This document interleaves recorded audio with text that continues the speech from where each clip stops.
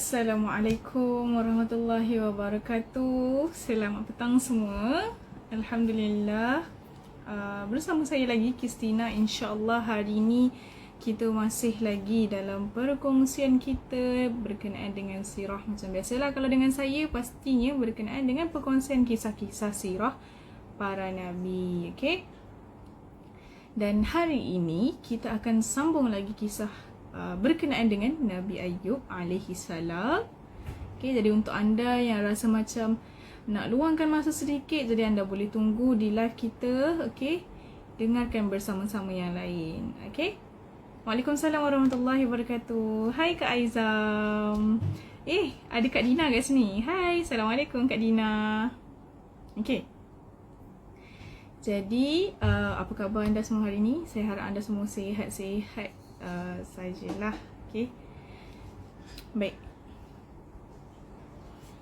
Okay, jadi sebelum kita mulakan perkongsian hari ini, hai, Assalamualaikum, selamat petang, Akif Fawaz.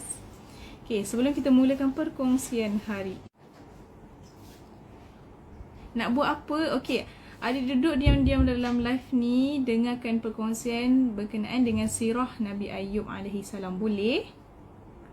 Okay, tapi sebelum kita nak teruskan dengan perkongsian, saya nak ajak anda, okay, untuk sama-sama pergi sekarang ke YouTube, cepat-cepat tekan dekat button search tu, type nama Arain Hijrah, cari Arain Hijrah channel, okay, dan juga channel Nur Hafizah Saad, di mana dekat sana kita ada macam-macam video. Contohnya video masak-masak datin, okay? Selain tu video-video ilmiah daripada Ustazah Hana dan kisah-kisah sirah daripada saya sendirilah, okay? Dan banyak lagi video aktiviti berkenaan dengan dating. Kalau anda rasa nak luangkan masa free-free tu nak tengok video-video berkenaan dengan ilmiah dan sebagainya, anda boleh pergi tengok Arain Hijrah. Kalau anda nak tengok masak-masak dan hiburan, anda boleh juga pergi ke YouTube Arain Hijrah. Okay?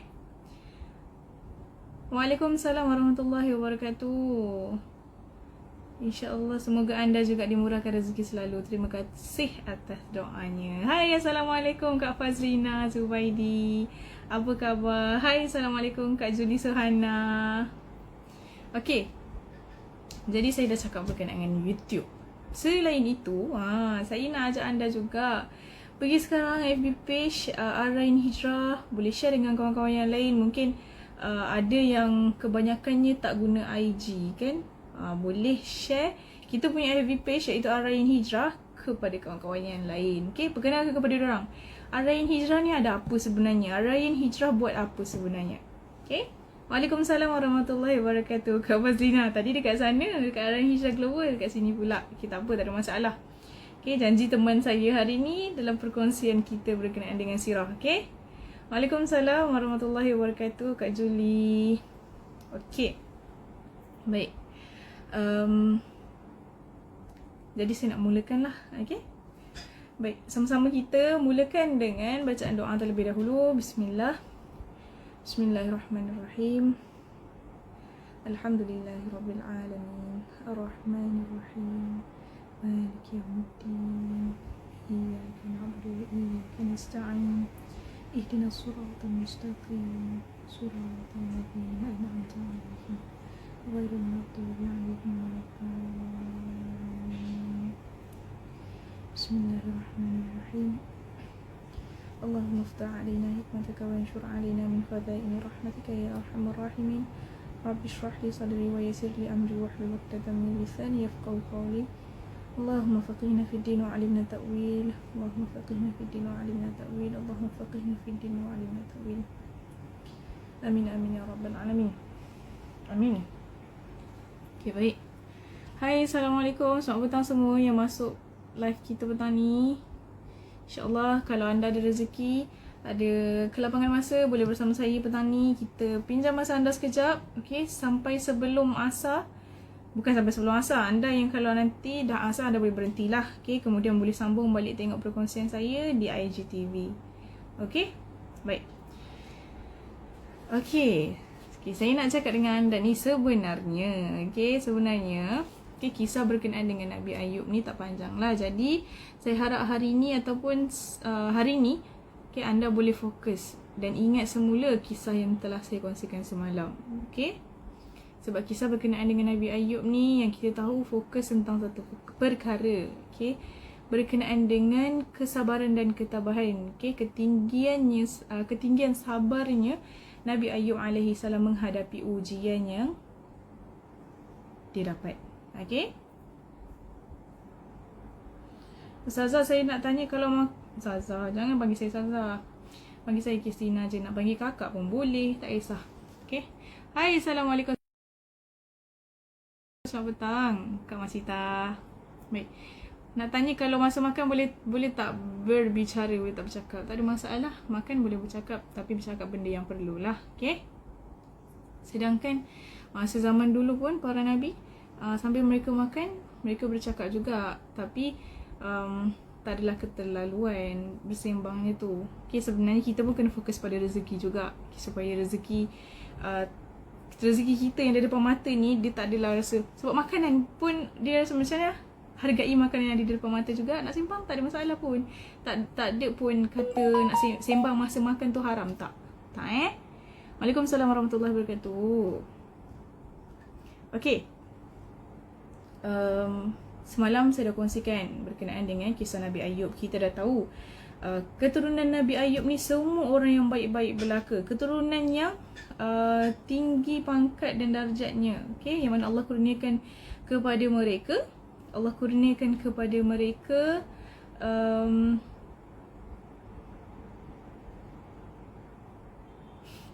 diangkat menjadi rasul lah antara keluarga Nabi Ayub AS. Okay, minta maaf saya kurang fokus sikit. Okay, jadi hari ini, okay, jadi hari ini kita nak sambung lagi.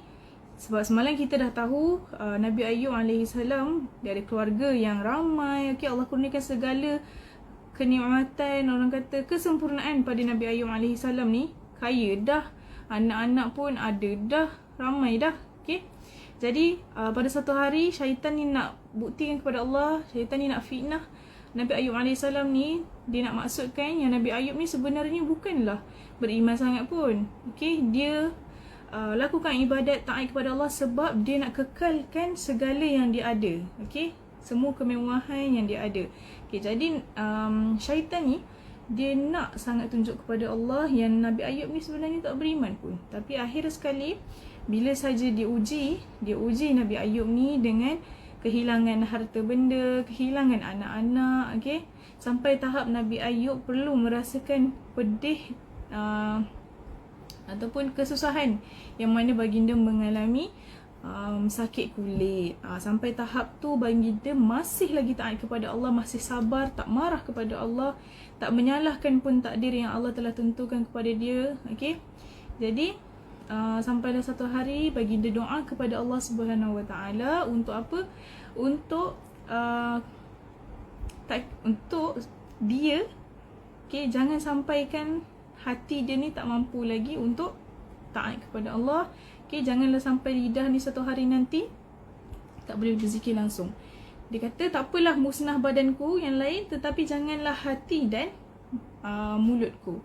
Okay, jadi satu hari bila saja Nabi Ayub AS doa, okay, minta kepada Allah, akhirnya Allah pun mendengar pengaduan Nabi Ayub AS, hamba dia, okay, yang mana Nabi Ayub AS mengalami sakit kulit ni sampai 7 tahun. 7 tahun lamanya Nabi Ayub AS lalui penyakit ini. Okay, sampai dia ada isteri ramai-ramai menjaganya. Akhirnya seorang demi seorang pergi.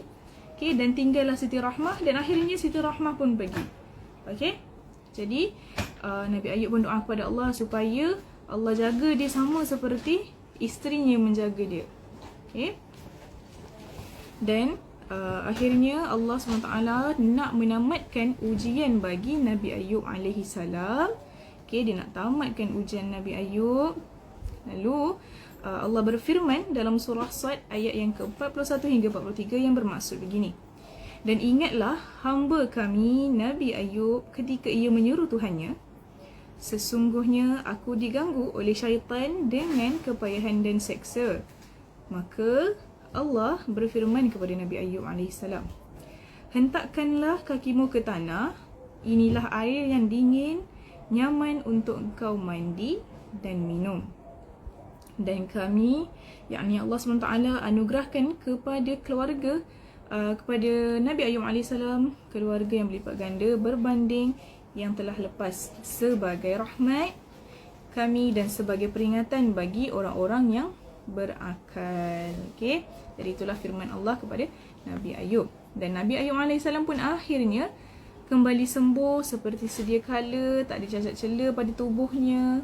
Okey, dan badan baginda kembali sihat dan tampan seperti awal-awal semasa baginda tak ada sakit apa-apa.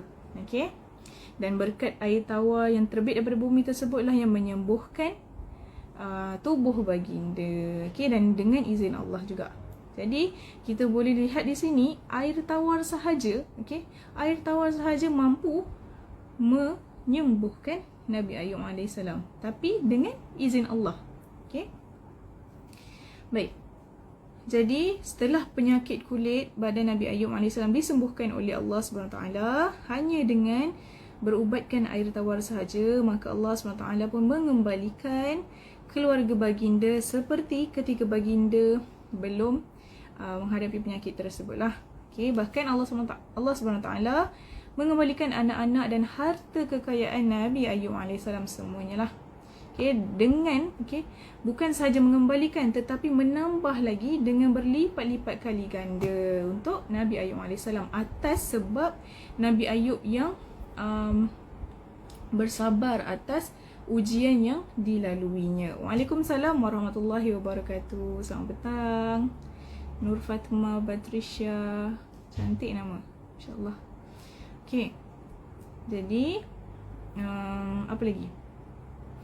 Jadi setelah Nabi Ayub AS kembali sembuh seperti sedia kala, ketika baginda belum ditimpa penyakit dan isteri baginda Rahmah pun kembali semualah ke pangguan Nabi Ayub AS, maka Nabi Ayub dia teringat balik apa sumpah dia. Ingat tak yang saya ceritakan semalam? Nabi Ayub sumpah kepada isterinya untuk pukul isterinya sebanyak 100 kali. Okey, dengar kisah ni baik-baik. Okey, jadi Nabi Ayub AS pun amat sedihlah bila dia teringat balik tentang sumpah yang dilakukan terhadap isterinya pada ketika itu. Okey, jadi bila sahaja teringat bahawa dia pernah bersumpah, okey, jadi apa yang Nabi Ayub kena lakukan? Nabi Ayub kenalah jalankan sumpah tersebut. Okey, dia wajib melaksanakan sumpah yang dilafazkan. Sebab dulu dia sangat-sangat marah, masa dia tengah tak sihat tu. Jadi bila dia dah sihat, dah baik seperti sedia kala, maka kemarahannya sudah pun reda. Kemarahannya pun dah reda. Jadi Allah pun dah kembalikan kekayaan dia, anak-anak dia dan sebagainya. Jadi perasaan sejuk pula telah masuk bersarang dalam hati Nabi Ayub. Nabi Ayub pun dia kesianlah kepada isteri dia, takkan dia nak pukul juga kan. Tetapi seperti yang telah dikata, sumpah wajib ditunaikan. Maka Nabi Ayub pun terpaksalah buat juga sumpah yang dilakukan tersebut. Dan Allah SWT tahu apa yang Nabi Ayub AS ni rasa. Dia sedang bertarung dengan dia punya keputusan untuk menghilangkan rasa resah dalam dada Nabi Ayub AS. Maka Allah SWT mengajarkan kepada Nabi Ayub AS bagaimana cara untuk baginda menunaikan sumpah tersebut, tapi dengan cara yang lain. Waalaikumsalam warahmatullahi wabarakatuh. Salam Jumaat. Jadi Allah mengajarkan baginda dengan cara yang lain. Macam mana nak jalankan juga sumpah tersebut? Baik. Jadi untuk mengelak penderitaan badan ataupun fizikal serta penderitaan jiwa terhadap isteri baginda, maka Allah sebut ini dalam surah Sad, surah Sad ayat yang ke-44 yang bermaksud, dan ambillah seikat rumput yang berjumlah 100 helai dan pukullah dengan rumput yang diberkas sebanyak 100 helai itu, okey, ke badan isterimu, dan janganlah, yakni tidaklah engkau melanggar sumpahmu, dan sesungguhnya kami, yakni Allah SWT, mendapati dia, Nabi Ayub AS, seorang yang sabar. Okay? Dia sebaik-baik hamba, sesungguhnya dia sangat taat kepada Tuhannya. Okay? Jadi dekat sini dalam ayat ni dah pun ditunjukkan jalan ataupun cara bagi Nabi Ayub AS untuk menukar, macam twistkan sumpah tersebut supaya lebih ringan. Okay? Dia tak lari daripada apa yang dikatakan, tapi menjadi dia tetap buat, okay? Dia tetap buat tapi dia twist sikit cara tersebut, tapi masih menjalankan sumpahnya. Okay? Jadi itulah apa yang diajarkan oleh Allah kepadanya. Jadi kita tengok dalam ayat Sad, surah Sad ayat ke-41 hingga 44, sebenarnya ada 4 pengajaran di sini. Baik, saya ceritakan. Jadi sebenarnya kita dapat ambil beberapa pengajaran dalam surah Sad ni, yang mana dalam ayat yang ke-41, kalau kita boleh bacakan kembali.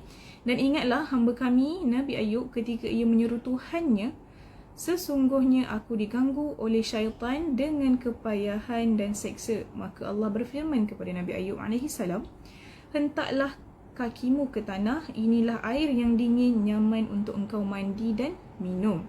Dan kami, yakni Allah SWT, anugerahi kepadanya keluarga yang berlipat ganda berbanding yang telah lepas, sebagai rahmat dari kami dan sebagai peringatan bagi orang-orang yang berakal. Dan poin pengajaran dia dalam ayat ini, Allah nak poinkan dia pada ayat hentakkanlah kakimu ke tanah, inilah air dingin nyaman untuk engkau mandi dan minum. Okey, kenapa? Okey, kenapa pengajaran dalam ayat ini adalah untuk pembatalan pegangan yang mengatakan air tawar ni adalah syirik untuk digunakan sebagai perubatan. Okey, sebenarnya air tawar ni bukanlah syirik untuk dijadikan dalam perubatan. Okey, jadi Allah tunjuk dalam ni, Allah nak katakan bahawa air tawar tu bukanlah syirik dalam perubatan. Dan keduanya, Allah SWT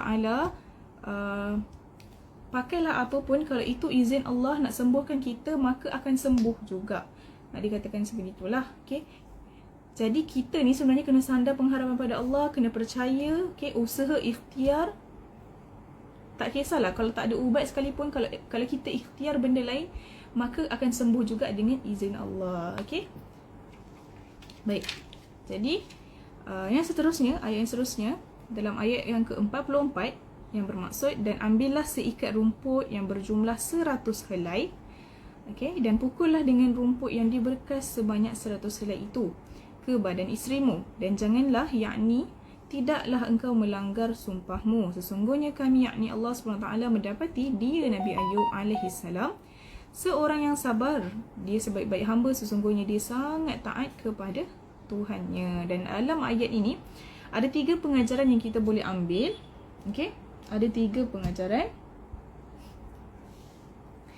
Baik, kita lihat. Yang pertama, helah boleh dibuat selagi mengandung logik yang tak dapat disangkal. Okay, seperti yang saya katakan, okay, helah tu bermaksud di sini dia twist cara tu dengan cara yang lain, yang lebih ringan. Okay, yang lebih ringan tetapi masih logik. Masih logik di sini bermaksud sumpah tu tak terubah langsung. Dia punya, orang kata macam mana nak cakap, okay, masih dalam perbuatan memukul, okey, tak tukar kepada mencampak ke apa, masih memukul tetapi dia twist dengan cara tersebut. Okey, itulah helah yang dikatakan di sini. Right? Dan seterusnya, yang kedua, Allah SWT mengatakan kepada Nabi Ayub AS, janganlah, yakni tidaklah engkau melanggar sumpahmu. Okey, jadi Allah memberitahu kepada Nabi Ayub AS supaya baginda jangan melanggar sumpah, masih buat, kena buat, tetapi gunakan helah lah, twist sedikit supaya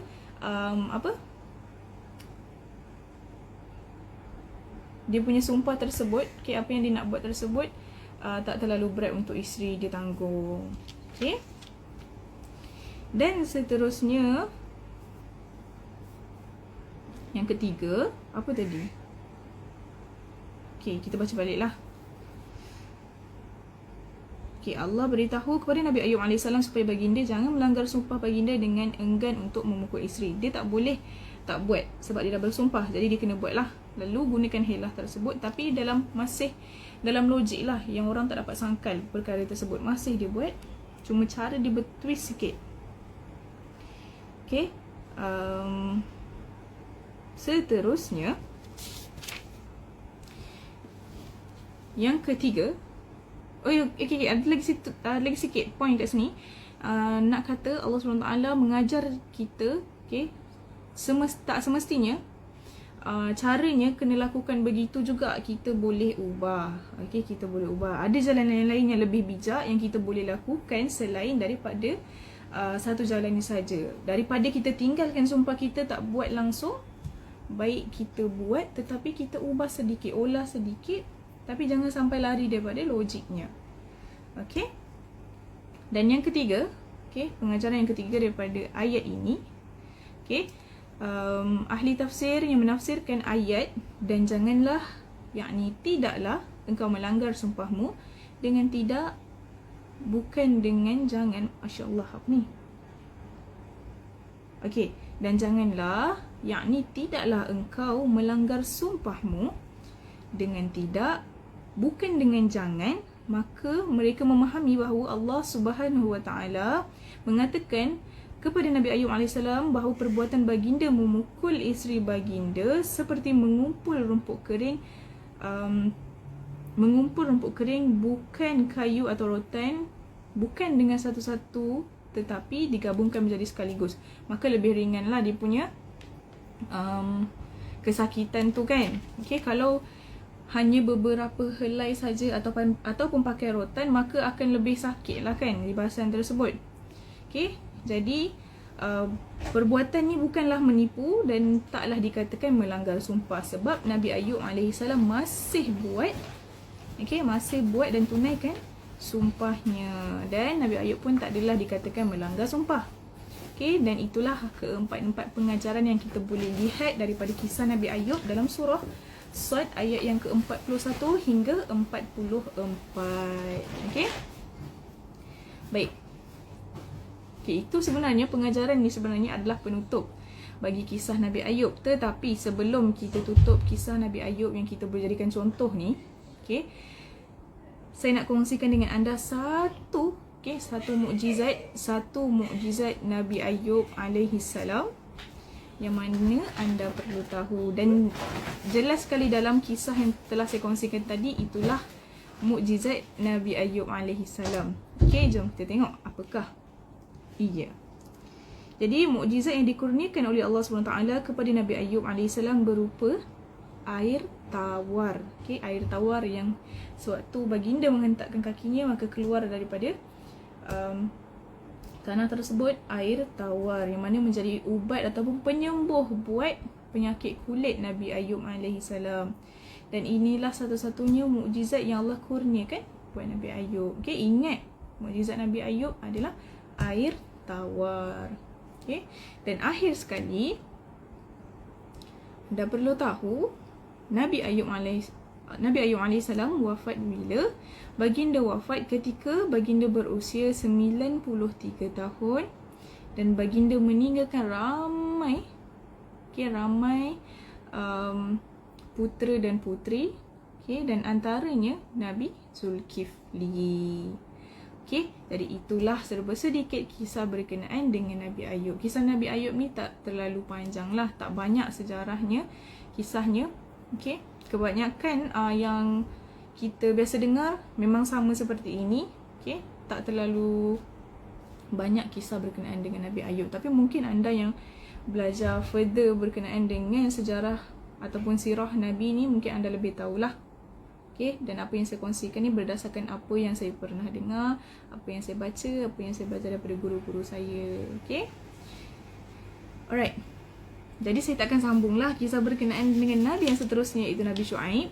Tapi esok saya akan mulakan. Okay, kita ubah ataupun cerita berkenaan dengan kisah Nabi Ayub Nabi Syuaib esok pula lah.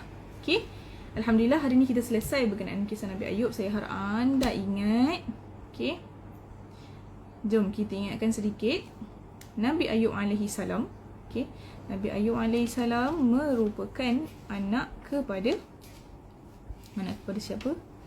Ayah kepada Nabi Ayub adalah Aish, iaitu anak kepada Nabi Ishaq, dan moyang Nabi Ayub AS adalah Nabi Ibrahim AS. Okay, jadi Nabi Ayub AS berkahwin dengan Siti Rahmah, yang mana Siti Rahmah ni merupakan cucu kepada Nabi Yusuf AS. Okay, dan Siti Rahmah ni merupakan anak kepada Ifrashim. Okay, dan bapanya bukan silap. Tidak. Okey. Jadi anda ingat itu, okey? Kita tahu bahawa susur jalur kekeluargaan Nabi Ayub AS, mereka ni daripada kalangan para nabi jugalah. Okey, orang-orang yang baik. Okey. Dan bapa baginda iaitu Aish ni merupakan raja kepada negeri Rom. Okey. Dan Nabi Ayub ni dikurniakan dengan kekayaan harta benda bukan atas sebab ayahnya seorang raja, tetapi atas sebab usahanya sendiri. Dia rajin menternak binatang dan sebagainya. Okey, banyak sangat binatang ternakannya.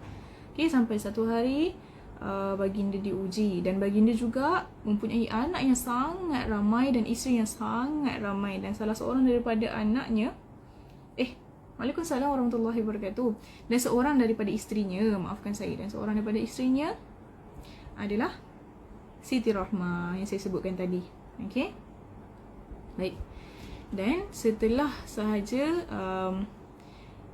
sifat Nabi Ayub AS ni hingga sampai diperkatakan oleh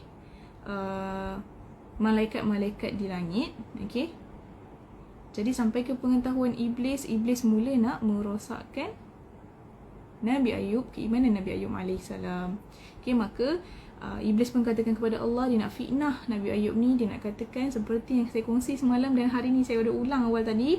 Okay, bahawa dia nak cakap Nabi Ayub AS ni masih taat dan beriman, masih lagi beribadat kepada Allah, sebab baginda nak kekalkan kemewahan dan apa yang dia ada sekarang. Okay, sebab itu baginda terus beribadat kepada Allah SWT, taat kepada Allah, berpuasa di pagi hari, okey, malam bangun tahajud dan sebagainya. Okey, baginda seorang yang sangat bersyukur.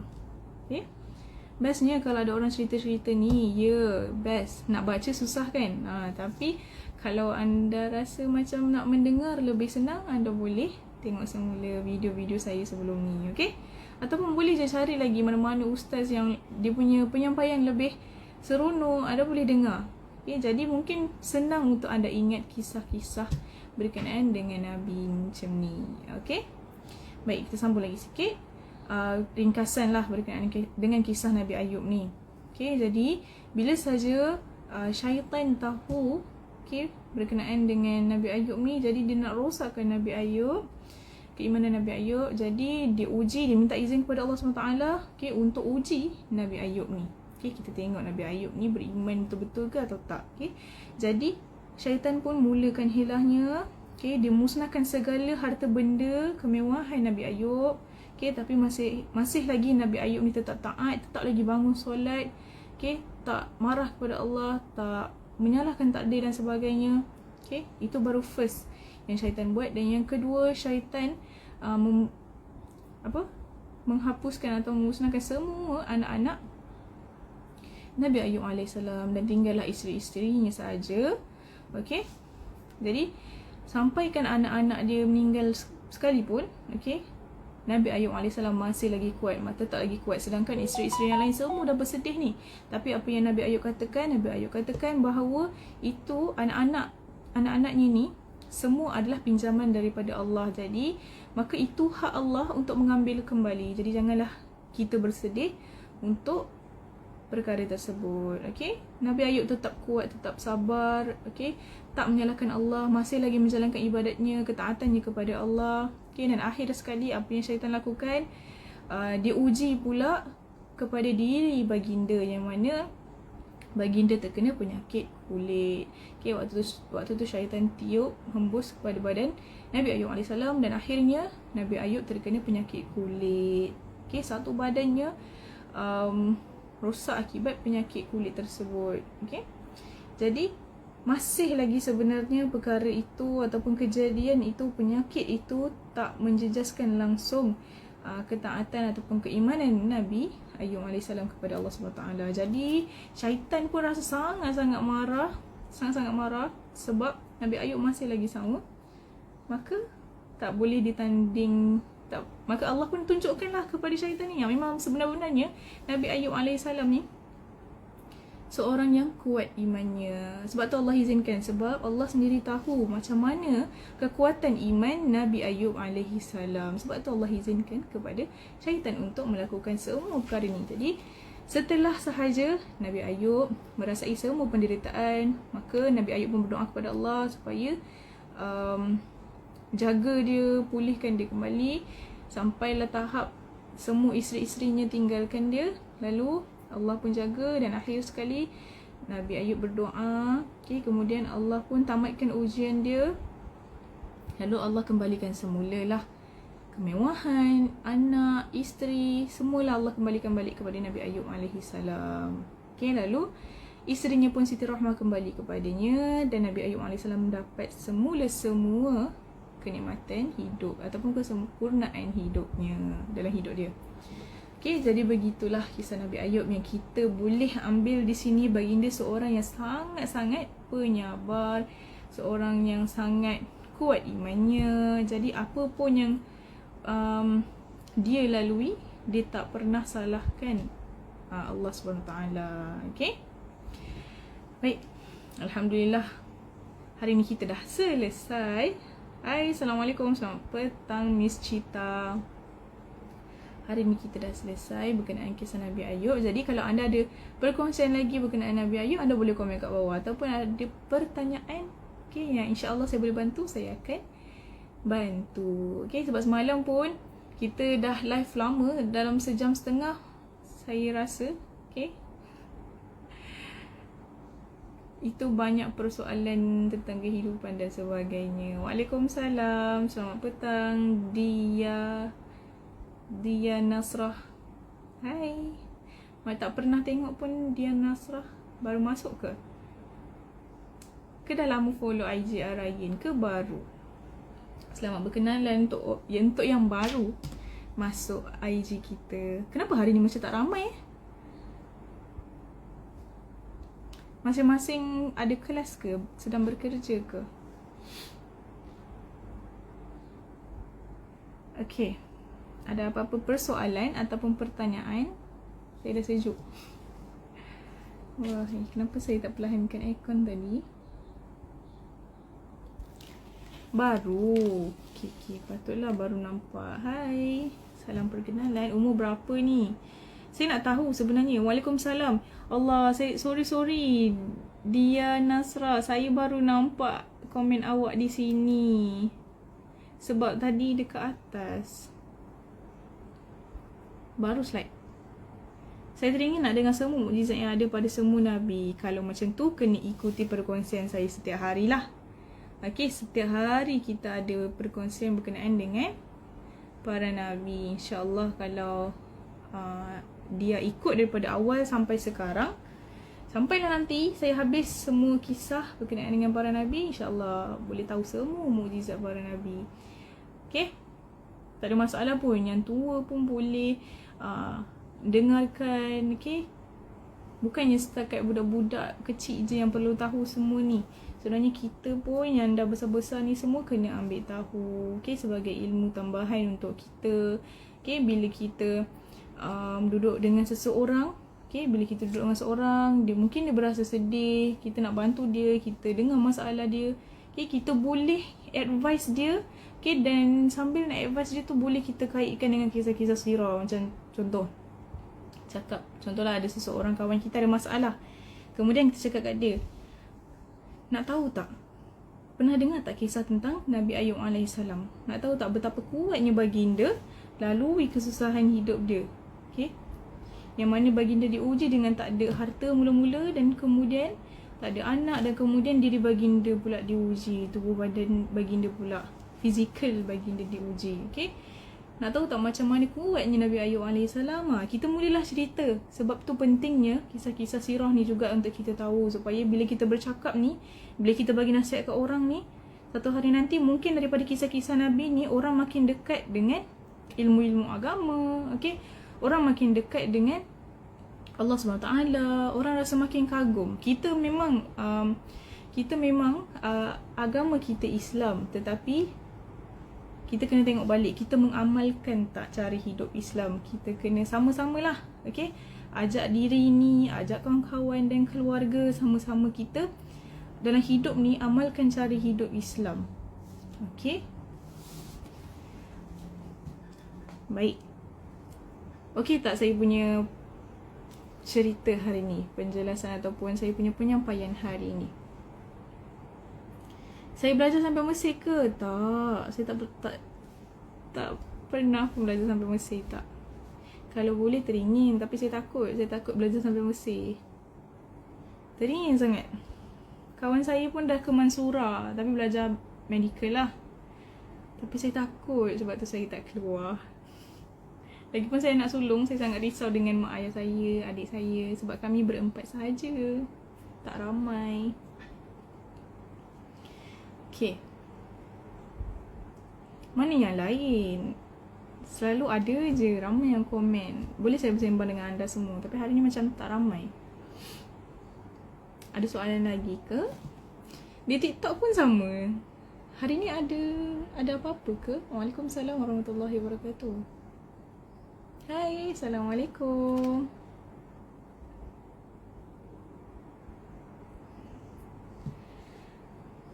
Okay, saya nak bercakap tentang Al-Quran, tetapi saya lupa nak forward promo di sini. Kis dah selesai kisah berapa orang Nabi. Waalaikumsalam. Oh yelah, ya Allah Tuanku, maafkan saya. Dah asal ya. Okay, tak apa. Kita dah habiskan pun kisah perkongsian berkenaan dengan Nabi Ayub. Jadi anda yang nak menunaikan solat asar terlebih dahulu boleh. Okay. Baik. Kis dah selesai kisah berapa orang Nabi. Daripada Nabi Adam sampailah Nabi Ayub. Berapa? Adam, Idris, Nuh, Hud, Saleh, Ibrahim, Lut, Ismail, Ishak, Yaqub, Yusuf, Ayub. 12 orang. Okay, 12 orang. 12 orang tolak 25 tolak 12. Tinggal 13 orang lagi. Okay. Tapi Nabi, berkenaan dengan Nabi Muhammad SAW, saya dah ceritakan pada awal lagi. Okay. Sebab bagi saya, kita dahulukan Nabi Muhammad lah. Sebab banyak cerita dia. Banyak sebenarnya saya dah kongsi sebelum ni berkenaan dengan Nabi Muhammad. Daripada baginda dilahirkan sampailah baginda wafat, dan semua mukjizat Nabi Muhammad SAW. Jadi anda boleh tengok. Saya teringin satu hari nanti saya nak kongsikan base kepada apa yang saya belajar, background saya sebelum ni. Saya teringin nak kongsikan dengan anda. Okay. Yang mana berkenaan dengan Tanah Suci Mekah. Okay. Mana dah tahu kan, saya praktik dekat sini, kongsikan dengan anda. Mana tahu satu hari nanti saya dapat jadi mutawifah kan, boleh bawa anda semua. Okay, boleh bawa anda semua pergi menunaikan umrah, menunaikan haji. Doakan saya. Saya teringin sangat, tapi sebab kita pun dah macam ni sekarang, travel agency pun tak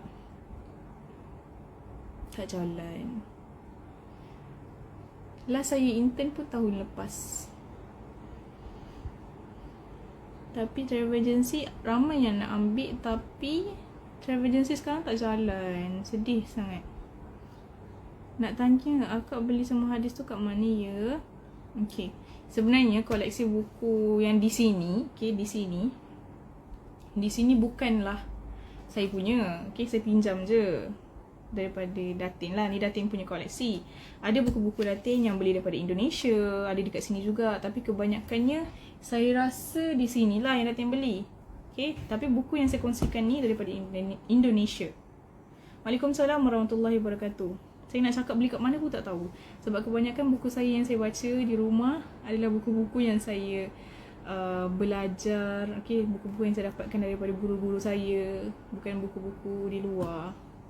Sebab saya tak reti beli buku. Kalau buku, saya ada satu buku yang tebal, tapi itu je satu-satunya buku yang saya beli di bookstore. Buku berkenaan dengan fake apa tah? Tapi adalah, tapi itu fake ibadah je sebab saya punya course fokus kepada ibadah haji, jadi saya kena ambil fake ibadah lah. Itu je satu-satunya saya beli. Sis nak tanya macam mana nak bagi kita kekal istiqamah dalam beribadah. Okay. Ibadah yang paling besar kita kena buat dalam hidup ni adalah solat kan. Solat 5 waktu. Sangat perlu, wajib untuk kita tunaikan. Okay, contoh solat ni, tak tahulah. Nak tanya istiqamah macam mana tu? Bagi saya, okay, contoh kalau kita rasa malas kan. Contoh kalau rasa malas, tolong, masa saya sekolah dahululah, okay, masa tu masa-masa nakal kan. Masa tu saya pesan dekat kawan-kawan saya yang satu benda yang kita kena buat, tolong dekat dengan orang-orang yang kawan-kawan yang baik. Okay, kawan-kawan yang jaga solat dia dan sebagainya. Okay, cakap kat kawan masa dululah sekolah, saya cakap kat kawan saya, tolong pesan kepada saya kalau saya terlupa ataupun saya rasa malas nak solat, buat diam macam tu, tolong ingatkan. Ataupun kalau dia nak solat, tolong ajak. Okay.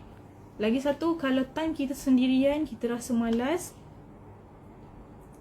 sebenarnya waktu tu ujian untuk kita, jadi tolong bergaduh dengan fikiran anda, okay, untuk bangun juga solat. Okay. Macam tu lah. Usaha, okay. Usaha diri ni untuk cakap pada diri, tolong macam mana nak istiqamah kalau kita tak cuba, kalau tak usaha, okay, dalam beribadah. Macam tu lah. Kalau untuk saya cari jalan, kita kena cari kita punya solusi sendiri, baru kita rasa selesa. Okay, itu bagi saya. Sebab saya akan cari solusi sendiri kalau nak cuba berubah. Mungkin orang lain-lain. Apa yang saya cakap ni atas apa yang saya pernah lalui, bukan belajar daripada buku ke apa, bukan. Okay, selalu orang bagi jawapan-jawapan yang macam klise apa semua kan, tapi itu daripada macam umum sangat lah. Tapi kalau saya suka bagi apa yang saya lalui sendiri, apa yang saya buat. Kalau nak istiqamah, kena cuba juga, kena paksa diri. Sebab kita buat untuk Allah, bukan buat untuk orang lain. Okay, apa-apa pun kita kena bertegas dengan diri sendiri.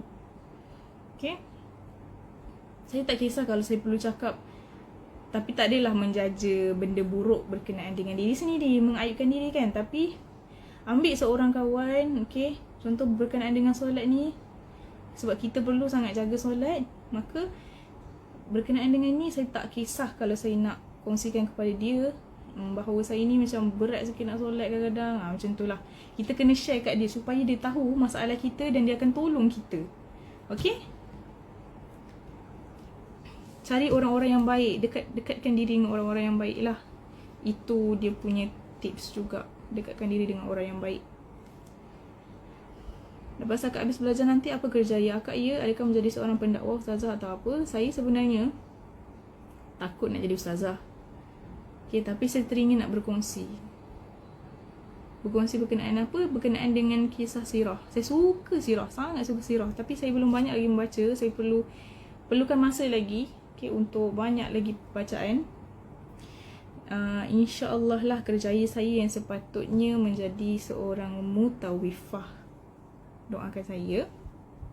Tapi sekarang tak mengizinkan, jadi macam ni lah. Saya bekerja di sini dulu, ambil pengalaman sebagainya. Okay, dan di sini juga pengalaman untuk saya berkongsi dengan kisah sirah dengan anda. Okay, bila nanti saya dah dapat masuk balik ke travel agency, InsyaAllah mungkin saya jadi mutawifah kan, doakan. Okay, ilmu kita sebenarnya kena cukup lah sebelum nak jadi mutawifah tu. Sebab tu kena banyak buat bacaan, kena perbetulkan kita punya ibadat juga, sebab kita nak bawa orang pergi umrah ni, nak bawa orang pergi haji, kita pun kena perbetulkan diri kita.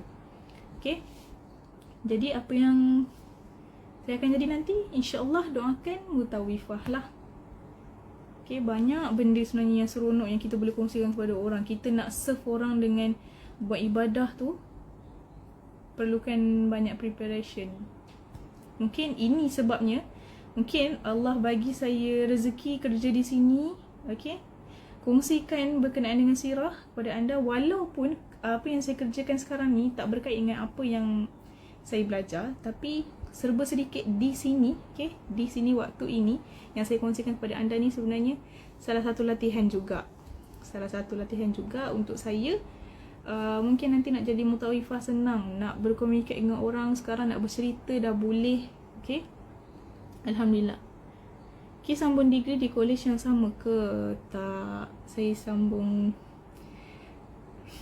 belum degree lagi. InsyaAllah soon, InsyaAllah akan degree nanti. Saya habis diploma tahun lepas. Jadi saya masih muda lah. Umur saya masih 17 tahun. Masih lagi muda. Tapi saya pun tengah confused, masih lagi dalam berfikir-fikir lagi sama ada saya nak sambung jadi seorang mutawifah ataupun saya, sebab saya minat law, ambil pengajian syariah pun undang-undang syariah pun seronok juga. Apa-apa pun ilmu, tak apalah, saya tak kisah pun, janji saya belajar. Sebab kita pergi mana-mana pun kena ada ilmu, kena belajar juga. Tak kisah, saya jenis macam follow the flow, macam tu lah. Saya orangnya macam tu. Semoga istiqamah ya, dan doakan saya tutup aurat. InsyaAllah, mudah-mudahan Allah memudahkan untuk anda dan untuk semua orang juga.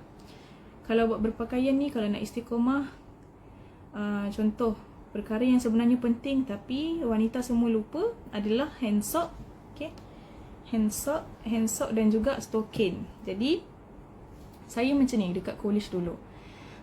Saya cuba bawa hand sock lebih dalam bag.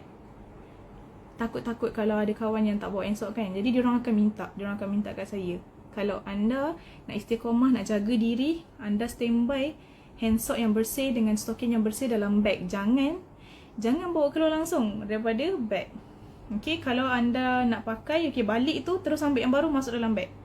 Okay, benda-benda yang macam ni anda kena jagalah.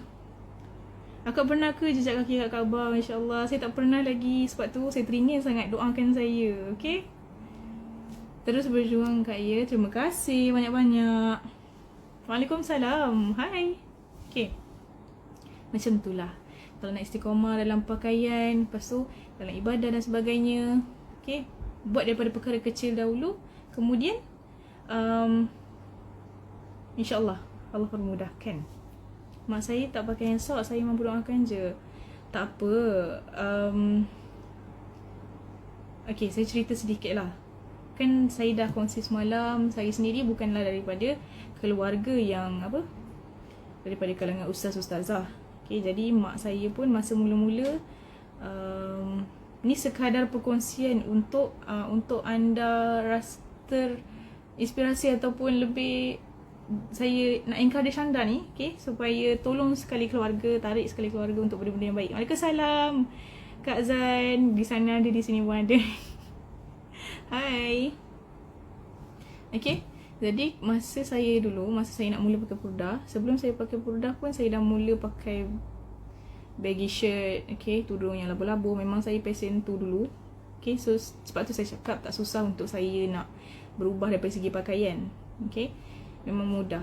Lepas tu sejak saya mula pakai purdah, okay, bila saya pakai hand sock dan sebagainya, tutup litup ni automatik, mak saya pun pakai hand sock, pakai baju yang besar-besar, pakai tudung labu dan sebagainya. Tak adalah labu sangat, tetapi menutup lah. Okay, macam tu lah. Bila kita mulakan, okay, bila kita mulakan, kita menginspirasikan orang. Jadi orang rasa segan, jadi orang akan mula buat. Okay, jadi tunjuk semua benda ni yang baik ni dekat mak dengan ayah. Okay, contohlah kalau hand sock tu pakailah cantik. Kalau dapat tarik, benda tu yang dapat tarik perhatian mak untuk tengok kita, oh cantik juga pakai esok ni kan, buat, beli. Okay, itu sebenarnya cara untuk kita encourage orang untuk ikut kita, untuk yelah jaga diri dia. Okay, Alhamdulillah. Macam tu caranya. Okay, jadi bila niat dalam diri, aku nak mak aku pakai dan aku pun kena buat. Jadi bila kita niatkan benda tu dalam diri, nak mak kita pun jaga. Okay, jadi kita pakai, okay, pakai. Jadi bila kita pakai, bila kita masa kita tak pakai tu, kita akan rasa macam mana mak nak ikut aku kalau aku tak mulakan, kalau aku tak buat. Jadi gunakan niat tu, gunakan point tu untuk kita istiqamah pakai hand soap, pakai stokin. Saya akan jadikan benda kecil-kecil macam ni satu kekuatan untuk saya terus stay pakai. Kena pakai.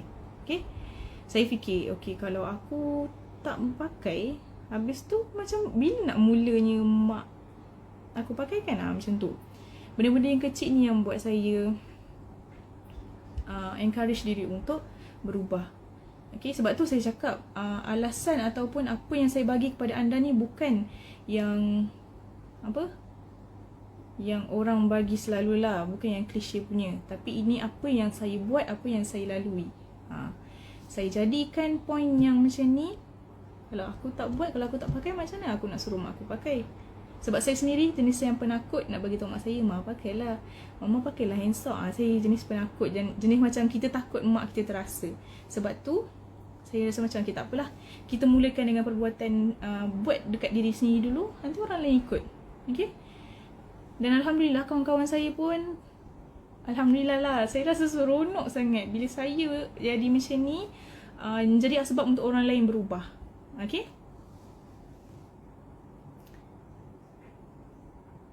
ada mix ke cerahnya skin? Tak, kalau tengok saya depan-depan, saya tak adalah secerah ini. Kulit saya warna apa warna coklat lah. Tak adalah, saya tak ada mix pun. Mix Jawa.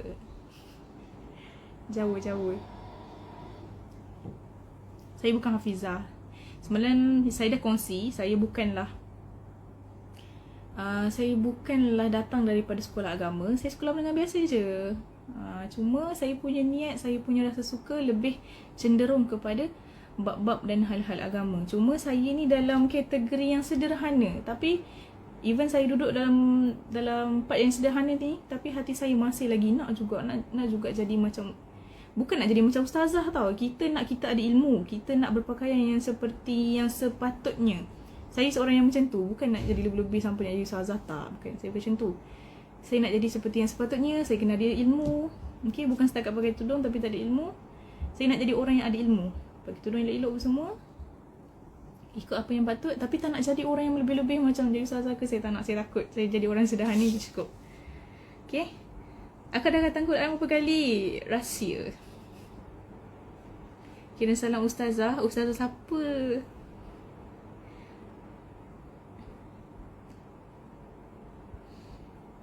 Saya suka apa tu? Faham kan? Alhamdulillah. Okay, jadi macam tu lah. Saya rasa macam slot saya sirah kali ni, dia macam bukan lagi sirah, lepas tu kongsi berkenaan Al-Quran, tapi berkongsi berkenaan dengan macam mana? Nasihat kot kan? Saya rasa macam nasihat je selepas kongsi sirah ni. Okay, ada beberapa persoalan lagi.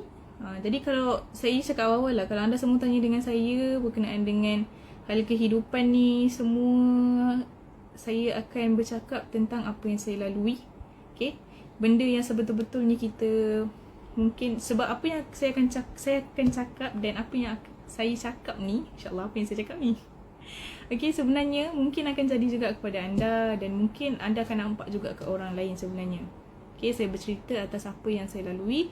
So orang mungkin nampak benda tu real, sebab apa yang saya cakap ni mungkin tak meragukan lah, sebab diri sendiri yang rasa.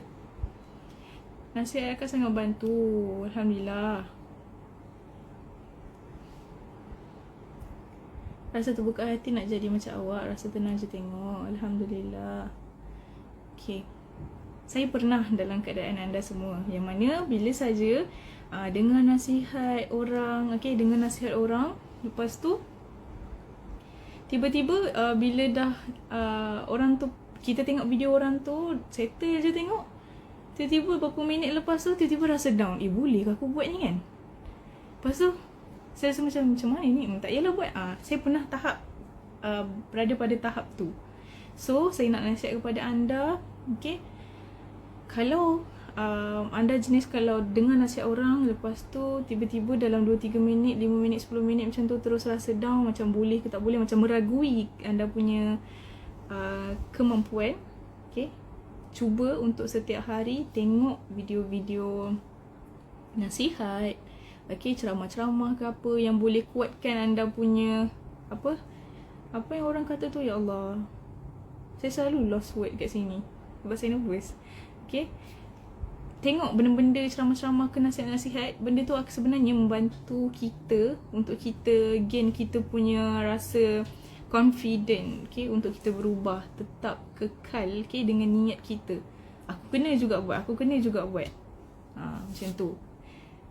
Kes ketinggian berapa? Ya Allah, saya baca pun dah tak betul. Ketinggian saya 167. Rendah. Saya rendah je, tak tinggi mana. Okay, jadi macam tu lah kita. Saya faham. Lagi-lagi pula jadi mungkin semangat kot. Mungkin saya nak sebut semangat. Saya pun tak tahu apa saya nak cakap tadi.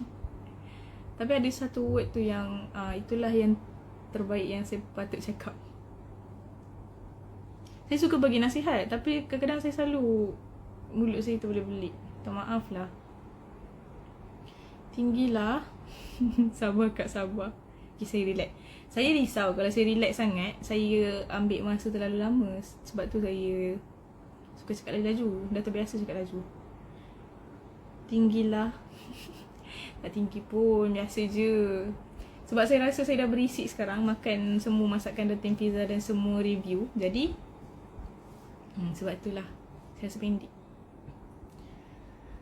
Alright, saya rasa dah banyak dah kita bersembang hari ni. Ada apa-apa lagi ke nak sembang dengan saya? Nak tanya apa-apa ke? Okay, mungkin lagi 6 minit ke lagi 10 minit kita akan habiskan live ni. Boleh tak? Satu je soalan. Ada lagi ke? Saya akan jawab. Lepas tu kita end live.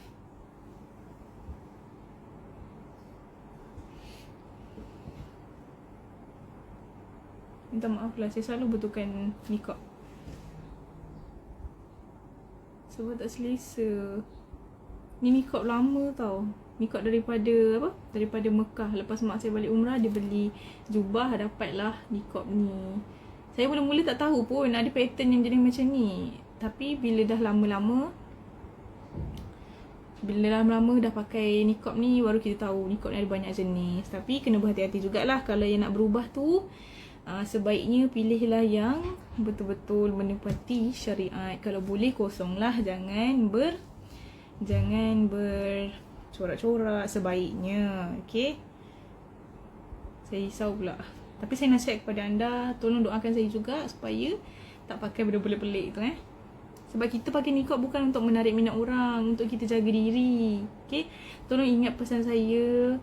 Okay, kalau satu hari nanti anda berubah nak pakai niqab, tolong jangan pakai yang, kalau boleh jangan pakai yang berwarna, jangan pakai yang bercorak, yang menarik perhatian orang. Sebab niat kita sepatutnya pakai niqab ni untuk kita perbaiki diri. Okay, jauhkan diri daripada perkara yang tak patut. Okay, bukannya nak menarik minat orang lagi. Okay, faham kan? Habis PKP nanti boleh tengok berat. Ya, berat saya pun Alhamdulillah lah, berat saya dah turun lepas puasa. 5 kilo turun. Tapi duduk rumah Datin ni sangat menakutkan ya. Sama-sama Dia Nasra. Faham. Haizat ni banyak faham ni. Alhamdulillah, bagus. Okay, kalau ada kawan-kawan ke, adik-beradik ke dan sebagainya, tolong pesan kat dorang, kalau nak pakai niqab, pakai yang sederhana, yang biasa sahaja, yang hitam, kalau boleh jangan berwarna. Okay, doakan saya juga supaya tak pakai benda-benda pelik tu. Sebab, okay, saya nak cerita sikit lah kan.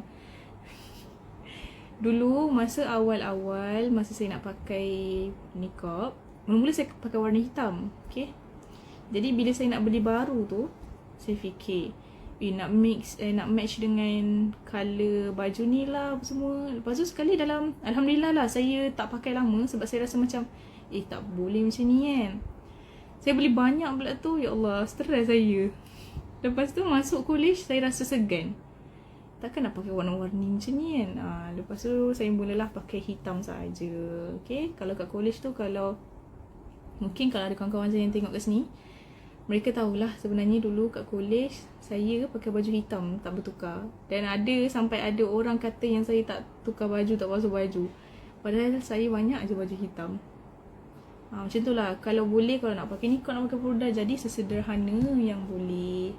Okay, join saya jadi orang yang sederhana. Pakai hitam je semua. Tapi mak saya pun kadang-kadang marah juga. Pergi kenduri orang pun pakai baju warna hitam. Berpada-pada lah kan. Kalau nak pergi kenduri tu janganlah nampak macam sedih sangat. Pakailah pakaian yang warna tak menonjol. Macam tu lah. Bukannya tak boleh langsung tau. Jangan pakai pakaian yang tak menarik perhatian orang. Okay, macam tu. Saya ada pernah dapat hadiah daripada seseorang, okay, bagi niqab warna biru pekat. Tapi biru pekat tu pun bagi saya sangat menarik perhatian. Saya takut. Dan saya pakai ke tempat kerja saja. Sebab dekat tempat kerja, dekat raya ni semua perempuan. So tak ada masalah lah kalau saya nak pakai. Kesian juga kan kat dia. Dia beli mahal-mahal tapi tak pakai. Macam tu lah. Kalau boleh pakai hitam. Cantik kan hitam? Semua orang pakai hitam. Semua orang suka beli warna hitam. Tak mungkin tak ada orang tak ada baju warna hitam kan. Assalamualaikum warahmatullahi wabarakatuh. Selamat petang. Saya rasa macam dah tak ada orang dah. Betul tak? Ada lagi ke? Ada lagi ke dalam live?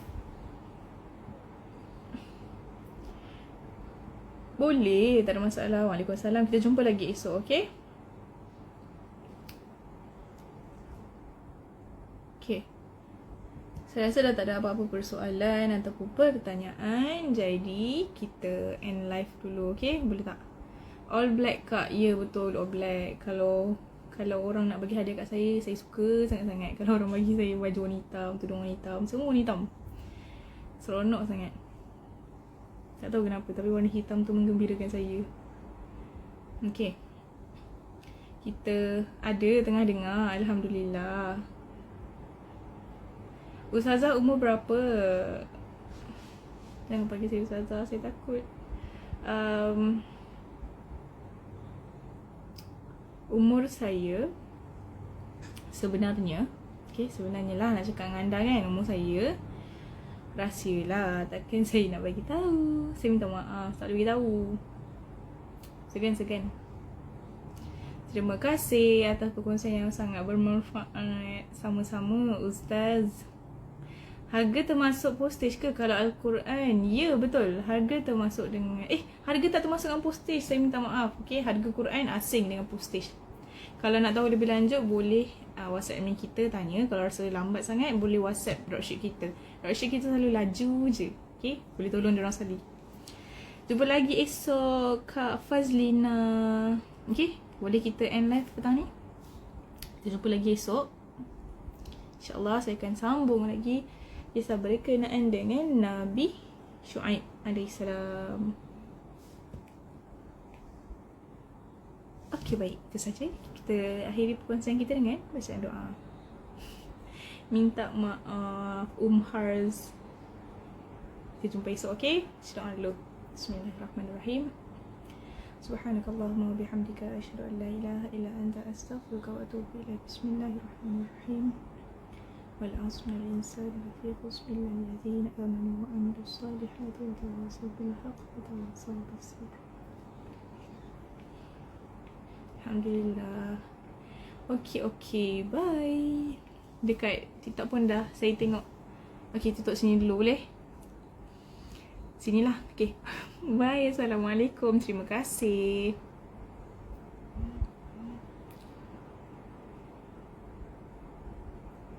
Kalau nak tanya berkenaan Quran, boleh tanya dropship kita tahu ataupun admin. Okay, jangan lupa. Kita jumpa lagi esok, okay? Assalamualaikum.